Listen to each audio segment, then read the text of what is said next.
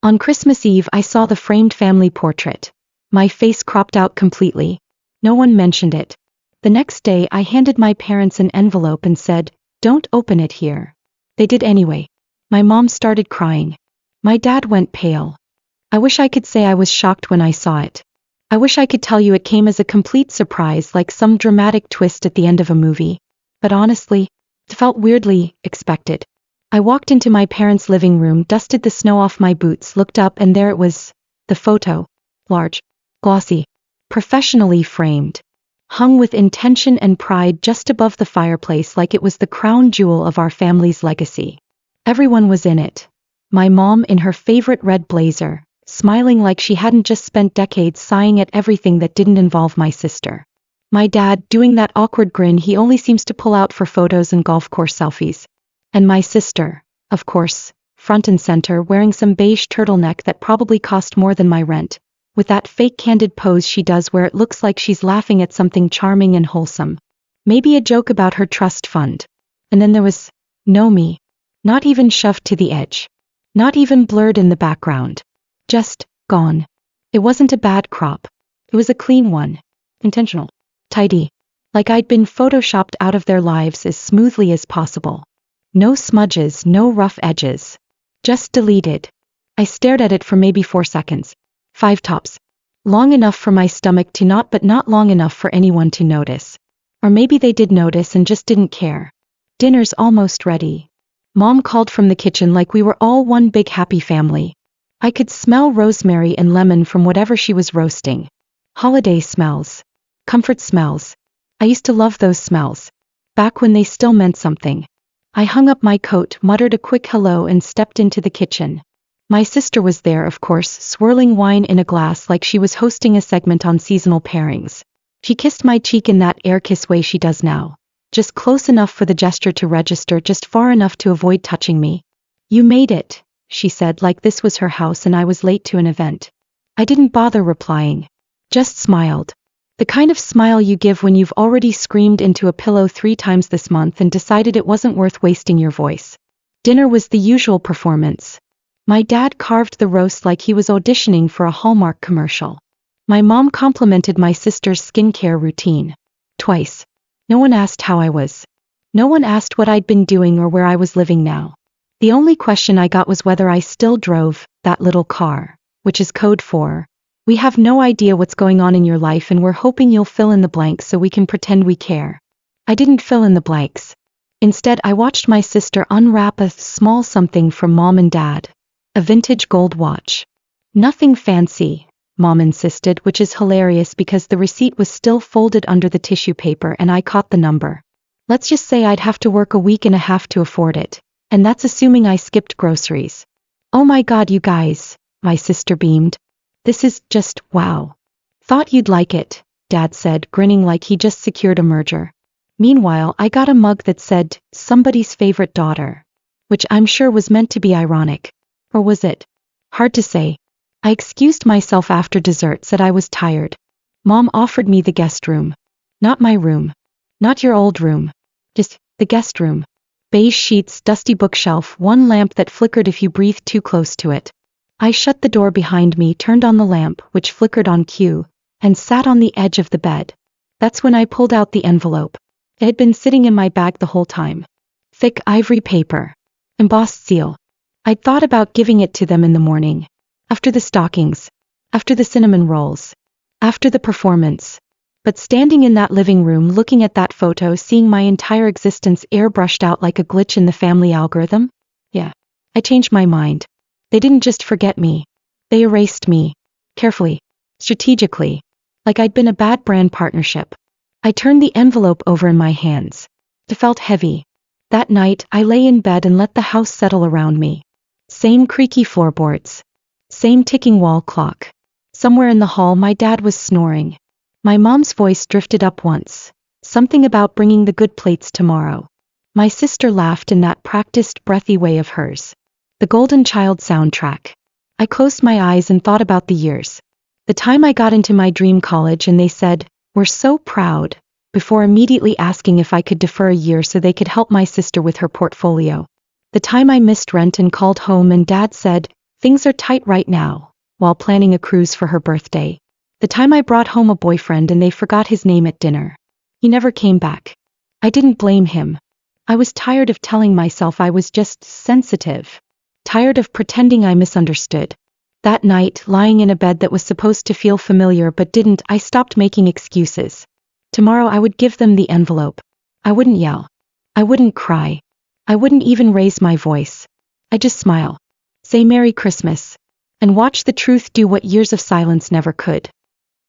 I woke up to the smell of coffee and cinnamon rolls and the faint sound of my sister's voice saying something about luggage weight limits and how stressful travel is, honestly. The irony, of course, being that she wasn't the one paying for her travel. Or her luggage. Or the suitcase. Or the shoes inside the suitcase that cost more than my monthly rent. But yes, devastating stuff. Prayers up. I stayed in the guest room a little longer than necessary. Not because I was still tired, but because I wasn't in the mood to walk back into the sitcom set that was my family's idea of Christmas. I could already imagine the fake laughter, the overcooked optimism, and someone, probably my mom, saying something like, "Isn't it nice having everyone together?" As if everyone included me. As if I hadn't spent the last decade as the human equivalent of a blurry background character in every family memory. When I finally wandered into the kitchen, my mother was plating scrambled eggs like she was auditioning for a brunch spread in a lifestyle magazine. My dad sat at the table scrolling through his phone. My sister was barefoot, sipping almond milk from a wine glass. "Good morning," my mom said, not looking up. "Hope you slept okay in the guest room." "The mattress has a personality," I said, pouring myself some coffee. She laughed like I was joking. I wasn't. We made it through breakfast the way we always did, performing. There was no catching up. No one asked about my job or how I was doing, or whether I was still living in that small apartment with the creaky stairs, which for the record I wasn't. My sister talked about her upcoming trip, Barcelona this time, and how she was so lucky to have parents who supported her dreams. I didn't say anything, just nodded along like a seat filler at an awards show. They still hadn't noticed the envelope sitting in my coat pocket. That would come later. Instead, I let my thoughts drift backward to everything that led up to this moment. When I graduated high school, I got a scholarship. Not a full ride, but enough to make it possible if I picked up part-time work. I remember sitting at the kitchen table, paperwork spread out, asking if they could help with the rest. Just a little. My mom gave me this look like I'd asked to borrow her wedding ring to pawn. Dad said something about tough timing, and we're still catching up from the bathroom remodel. The same remodel that, fun fact, included heated floors and a bathtub with Bluetooth. 2 months later, my sister got a new car for her 18th birthday. White leather seats. Custom stereo. A bow on top. She cried when they handed her the keys, told them they were the best parents in the world. I stood next to the recycling bin holding a $20 bill tucked inside a graduation card that said "You're going places." And you know what? I still left for college. Took 3 jobs. Slept 4 hours a night. Ate too much instant ramen. Graduated with honors. Moved to a new city. Started over. I didn't ask them for anything after that. And they didn't offer. When I was laid off 2 years ago, I didn't call. When I was sick and couldn't afford the medication my doctor prescribed, I didn't ask. When my apartment flooded and I lost most of my furniture, I bought a used mattress off Craigslist and made do. Meanwhile, my sister posted Instagram stories from Santorini. Sponsored, obviously. I used to wonder if maybe it was me. Maybe I was just harder to love. More reserved. Less shiny. Maybe I should have joined a sorority, smiled more, worn more beige. Maybe if I'd played piano instead of working shifts at a diner, they would have noticed me. Maybe if I hadn't made things so easy, always independent, always fine, they would have realized I needed help too. But then I remembered my 8th birthday. I had invited 6 kids over. Baked cupcakes myself. Mom forgot to pick up the pizza, so we ate cheese slices on saltines. My sister had a dance recital the next day, so the whole thing ended early. They told me, "We'll make it up to you next year." They never did. Or the time I won a state science competition. My school called home to tell them. They sent back a text, "Nice job." Smiley face, that was it. No dinner. No framed certificate. No mention of it ever again. My sister landed a minor role in a shampoo commercial and they threw her a party with balloons and a custom cake that said "Future Star." So no, it wasn't me. It was never me. The shift came earlier this year. I wasn't looking for it, not really. I had gone to a local records office to request something unrelated, proof of address for a job application. Bureaucratic stuff. While I was there, something caught my eye. A document with my name on it, attached to a property address I didn't recognize. At first, I thought it was a mistake. Maybe someone with the same name. But curiosity did what it always does. It spiraled. I started looking deeper. Requests. Searches. A few carefully worded emails. And the deeper I went, the more tangled it got. There were things I hadn't been told. Things that had been buried. And at the center of all of it, me. I didn't react right away. Didn't confront anyone. I just watched. Observed. The same way I always had. Only now I wasn't helpless. I had facts. Paper. Proof. And the more I uncovered, the more a strange calm settled over me. Like I'd been underwater my whole life and didn't even realize it, until I finally came up for air. They hadn't just forgotten me. They had used me. My name. My rights. My silence. And now I had something that would make them listen. That morning after breakfast, I went upstairs and changed. Took my time. Let them do their thing. Gather around the tree, pass around the gifts, bask in their curated holiday glow. When I came down, they were already halfway through unwrapping. My sister was opening something expensive and pretending to be surprised. My mom had that misty-eyed look she reserves for moments she can later post about. My dad turned to me. "You get any sleep?" I smiled. "Enough." He nodded and went back to watching my sister marvel over her designer tote. I sat down quietly, reached into my coat pocket, placed the envelope on the table beside the coffee mugs and crumpled wrapping paper. No one noticed. Not yet. But they would. They always notice eventually. Just too late. They noticed the envelope about 10 minutes later. Or rather, my mom noticed it, because God forbid anything sit on her reclaimed wood table without coasters, ceremony, or purpose. She picked it up like it might be a bill or a wedding invitation that had been misdelivered. "What's this?" she asked, more to the room than to me. I didn't look up right away. Just took another sip of coffee and said, "That's from me." My dad glanced over from where he was poking at the last bits of wrapping paper, probably hoping something had fallen under the tree. "You didn't have to get us anything," he said, smiling like I'd given them a mug with a cheesy quote on it. "I know," I said. "I wanted to." That got their attention. Mom sat back down, turning the envelope in her hands. "Should we open it now?" I shrugged. "You can. But I'd rather you didn't." So obviously they opened it. Dad leaned over her shoulder as she broke the seal, and for a few seconds, it was just the sound of paper sliding free, the quiet crinkle of shifting pages. I watched my sister fold the handles of her new designer tote just so, like it was a newborn she'd just named after a French city. Then the silence changed. It thickened. I didn't even have to look up. I could feel it. Something between realization and nausea. Like the exact moment you realize the milk in your coffee is sour. Right after you've swallowed.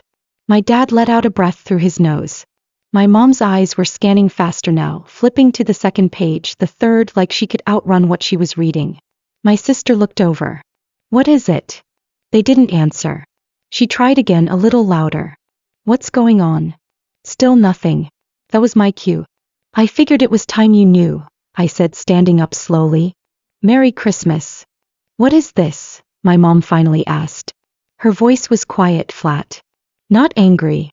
Not confused. Just blank. "That," I said, "is a copy of Grandpa's will." She blinked. "I've seen his will. We handled the estate." "No," I said. "You handled what you told me was the estate. You never showed me the full will. Just said he left a few keepsakes and some cash that went toward funeral expenses." He stared at me, blinking too much. "That version didn't mention the rental property in Old Briar," I continued. "Probably because you were already collecting rent from it by then." My dad dropped the papers on the table like they'd burned him. "Where did you get this?" "Oh, I said, public records, title searches, tax filings, archived emails. A couple phone calls. A very patient lawyer." My sister finally stood up. "Wait, what rental property?" "The one by the park." I turned to her. "The one you used for that photo shoot last year?" "Yeah. That one." Her mouth opened but nothing came out. My mom finally found her voice again. Sweetheart, this isn't what it looks like. I smiled. That's funny because it looks like you used my name, my inheritance, and my legal rights to fund your lifestyle while telling me there was nothing left for me. It wasn't like that, she said too quickly. It was complicated. It wasn't, I replied. The will is extremely clear. The house was left to me. Sole beneficiary. Full title transferred. Which means all that rent you've been collecting. Technically stolen. And the renovations? Unauthorized. My dad rubbed his temples like this conversation was giving him a migraine. I hoped it was. I knew you wouldn't understand, he muttered. You're always so dramatic. That got a laugh out of me. Right. I'm dramatic. You edited me out of a family portrait and committed inheritance fraud, but sure, let's blame my tone. My sister looked genuinely confused now, like someone had pulled the rug out from under her and she still hadn't hit the floor. But that house paid for my tuition. I know, I said. And the car. And the Mexico trip. And probably a few handbags along the way. That's not fair, she snapped. You didn't need it. You were always the independent one. You never asked for help. Because I was told there was nothing to ask for, I said. You made sure of that. My mom's voice shifted into soft, careful territory, the same tone she used when trying to return something at a boutique without a receipt. We didn't think you'd want the responsibility. You were busy. You were always so far away. I was far away, I said, because you made it very clear I wasn't welcome here. Dad pushed back his chair. You need to calm down. And you, I said turning to him, need a lawyer. He froze. I'm not suing, I added, yet. But I've officially reclaimed ownership of the property. The tenants have been notified. Rent payments will now go to me. Your access to the house is revoked. My mom looked like she might cry. But that house was our income. We depended on that. I tilted my head. Then maybe you shouldn't have stolen it. We're family, she whispered. No, I said, you're people I used to be related to. There's a difference. My sister crossed her arms. You think this makes you better than us? No, I said. Just not beneath you anymore. The silence that followed wasn't peaceful. It was loaded. Dense. The kind of silence that makes your ears ring a little. No one moved. No one breathed. My dad stared at the envelope like it might explode. My mom's face had gone slack. My sister looked like she was waiting for someone to pinch her awake. I picked up my coat. Wait, my mom said, standing. Can't we at least talk about this? You just did, I said. For years. Every time you made a decision without me. Every time you left me out. Every time you told me I'd understand someday. Dad's jaw was tight. If you leave now, don't bother coming back. I paused at the door. Turned to look at them one last time. I think that's the first thing we've agreed on. And then I left. The air outside was sharp, cold, but clean. It hit my lungs like a reminder that I was still here, still standing, still real. I slid behind the wheel of my car, let the engine hum to life, and drove. I didn't cry. I didn't smile. I just breathed. Because sometimes the most powerful thing you can say is nothing at all. And sometimes the loudest scream is walking away. 3 weeks passed before the first message came through. It was from my mom. Short, polite, polished like she'd rewritten it 5 times and still wasn't sure it would land. Hi, sweetheart. We've been talking and we think there's been a misunderstanding. Can we chat sometime this week? Hope you're well. Love you. No punctuation at the end. Just, love you, hanging there awkwardly like a coat on the wrong hook. I didn't respond. 2 days later, another one. Please don't let this one thing ruin everything. Your sister is very upset. Dad's trying to stay calm, but you know how he gets when he feels blindsided. Yes. When he feels blindsided. Not when he commits fraud. Not when he lies to his daughter for years. No. Feels blindsided. Poor guy. So I said nothing. Then came a voicemail from my dad. I didn't listen to it. I just stared at the notification and deleted it. The last time he called me kiddo, it was when I offered to help him set up his retirement account and he said, let's leave the money stuff to people who understand it. Right. Like him. Then came the email from my sister. You really think this makes you the winner? Fine. Take the house. But don't come crying back when you realize money doesn't buy family. Followed by another message a day later. Mom and Dad are really stressed. They're talking about selling the condo. that's what you wanted, congrats. That one I read twice. Not because I felt bad, but because I wanted to make sure I understood just how much the loss of my property was unraveling the family finances. Turns out the house had been the backbone of everything. Rent from 3 units. Covered their mortgage, their vacations, a chunk of my sister's education, and apparently even some cosmetic work my mom swore was just really good skincare. When I took it back, the whole machine sputtered. And I hadn't even started asking for back rent. Not yet. By spring, I started hearing whispers through mutual acquaintances. A neighbor mentioned my parents were trying to refinance their condo. Another said my dad had taken up consulting, which I knew meant cold calling old clients and hoping one of them still owed him a favor. My mom picked up weekend shifts at a boutique downtown, the kind of place where she used to shop. Now she rang up yoga pants for influencers and probably told herself it was temporary. My sister? Back living at home. The apartment in the city was too expensive. The clients dried up. Her art collective had disbanded or imploded. It was hard to tell which, and frankly I didn't care. The GoFundMe she launched for a new creative chapter raised a grand total of $83. 2 of those dollars were from my ex-boyfriend. I don't know why that detail made me laugh, but it did. Meanwhile, I fixed up the house. My house. It was dusty at first. A little unloved. But solid. I hired a contractor to touch up the paint, replace the old windows. I cleared out the furniture my parents had stored there and donated most of it. Kept one chair. A navy blue armchair that I vaguely remembered from my childhood. The only piece that didn't feel like it came with strings attached. The tenants were kind. One of them left me a thank you note after I lowered their rent by $50.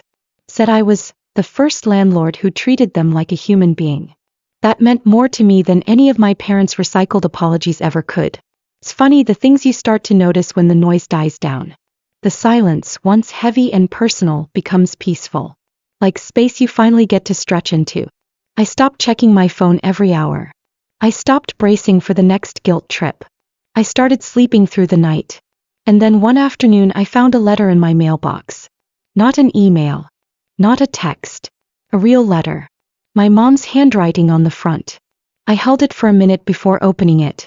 Not because I thought it might be sincere, but because I wanted to mark the moment. The envelope smelled like her perfume. Inside, 2 pages. Neatly written. Full of "we didn't know," and "it wasn't intentional," and "we only wanted what was best for everyone." My favorite part was, "You've always been so strong, we didn't realize you needed anything from us." That's what people say when they benefit from your silence and need an excuse for never asking why you stopped talking. She closed with, "We hope someday you'll come home. Maybe we can start over. Maybe we can be a family again." No mention of restitution. No mention of the stolen income or the lies, or the fact that I'd been cropped out of the literal family photo like a bad ex. I put the letter in a drawer. Didn't throw it out. Didn't answer either. That was the last time she reached out directly. 3 years later, I bumped into my old neighbor at a bookstore. She asked if I was still managing that property, and I smiled. Said yes. She hesitated for a beat before saying, "I hear your parents had a rough time of it." I said nothing. She nodded. "Well, you look happy. That's good." And I was. I am. I still live in the house now. Not because I need to. Not out of spite. But because it's peaceful. It's mine. I wake up to birds and sunlight instead of footsteps outside my bedroom door and passive-aggressive remarks about how I never call anymore. I rebuilt the backyard garden. Repainted the front steps. The windowsills are full of plants that thrive on sunlight and low expectations. There's a photo on my mantle now. Me standing in front of the house holding the keys. No one else in the shot. Just me. It's my favorite photo. Because no one had to crop anyone out. I still hear from them occasionally. A forwarded email. A message through a cousin. Once a Christmas card that just said, "Thinking of you. Hope you're well." No return address. I didn't reply. And the funny thing is, I'm not angry anymore. I'm not waiting for closure. Or justice. Or even an apology. I already have what they never gave me. My name on something permanent. My place in the world. My own story. I used to believe that if I just tried hard enough, just earned it, maybe one day they'd love me the way they loved her. But love, the kind that matters, isn't something you have to earn. Something you give freely. And what they gave me was conditional. What I gave myself was everything else. So no, I don't miss them.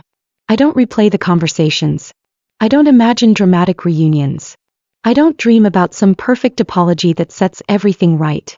As I already set it right. The life I have now didn't come with a bow or a blessing. Came from doing the hard thing. From walking away.